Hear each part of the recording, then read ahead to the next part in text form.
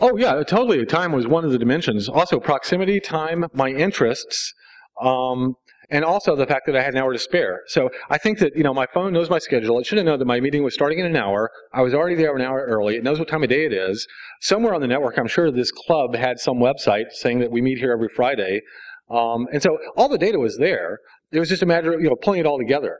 And, just my web surfing habits, my computer system on the cloud should know that I would be interested in that topic.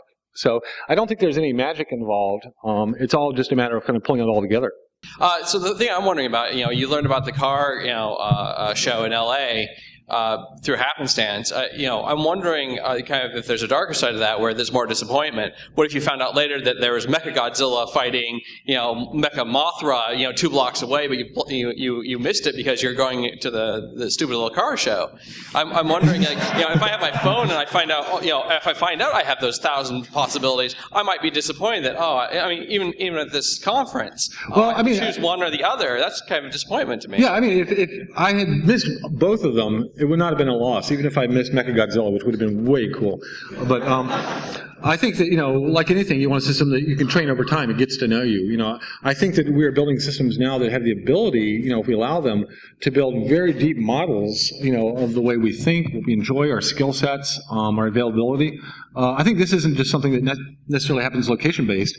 I think the games that we're building right now have the opportunity to learn more and more about the players and become malleable and actually evolve to fit the player so that the game eventually becomes as personal as your dreams are to you.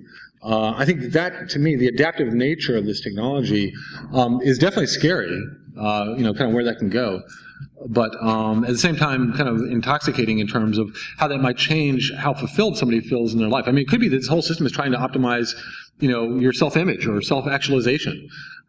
Maybe it's not trying to make you, more productive or more successful, and make you feel better about yourself. So you can think about different kind of fitness landscapes in which this thing might be driving you uphill on, too.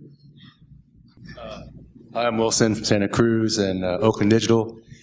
In terms of the games being designed for more of a mainstream pop kind of everybody, has there been any focus on creating games for the aging baby boomers that are now a large part of the population?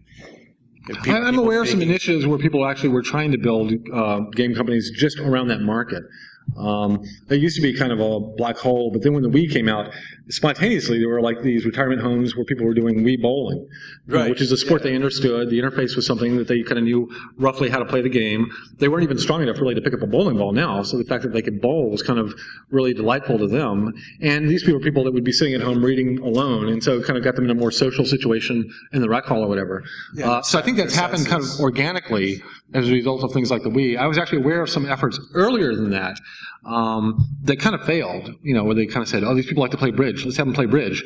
But why not play bridge with cards? It works just as well, But I think that's something that you're actually getting more cross-pollination now from like their grandkids. Their grandkids come over with their DS, and the grandparent wants to say, what are you doing? Oh, let me show you Pokemon or whatever. And so I think we're starting to see a bit more of that just almost naturally. And it's one of these things where pretty soon the people in the retirement homes are all going to be ex-gamers anyway, right? So it's just kind of a temporary issue. No, don't laugh. It's not that far off. I'm one of them. And so you mentioned also the Nintendo DS. You can't go without the Advance Wars. Is that your favorite game then at this point? On the DS, it is.